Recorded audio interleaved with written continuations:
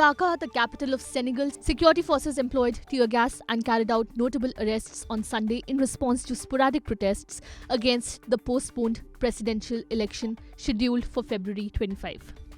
President Macky Sall declared the delay on Saturday, citing a dispute over the candidate list. The Constitutional Court's ruling, which excluded several candidates, prompted Sall's decision. Concurrently, lawmakers are scrutinizing two judges from the court whose credibility in the election process has come under scrutiny.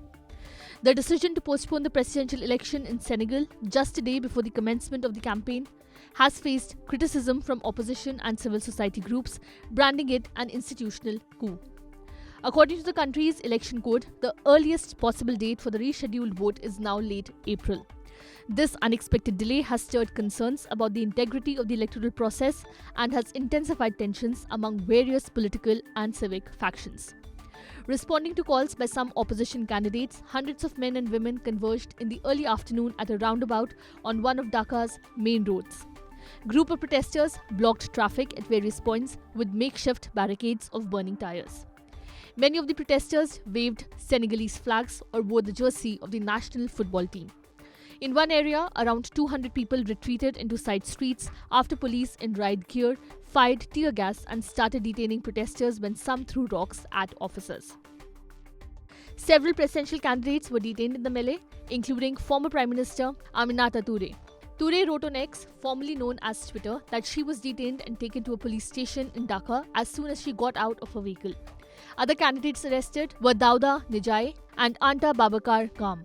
Calls for the rescheduling of the Senegalese presidential election have been led by the United States, the European Union and France, the former colonial ruler.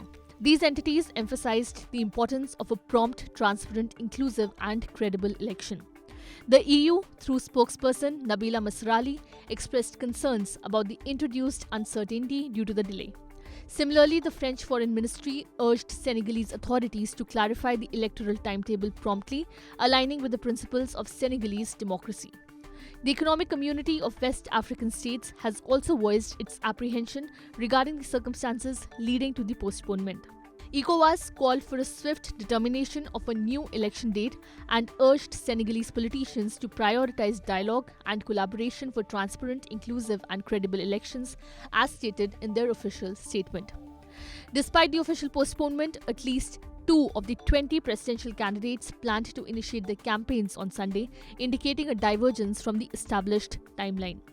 Senegal, traditionally regarded as a rare example of democratic stability in West Africa, is now grappling with challenges that have disrupted its political landscape. This situation contrasts with the region that has witnessed a series of coups in recent years, affecting countries such as Mali, Niger, and Burkina Faso. The disqualification of opposition leaders and deadly clashes involving opposition supporters further underscore the complexities surrounding the upcoming election. Subscribe to Oneindia channel and never miss an update.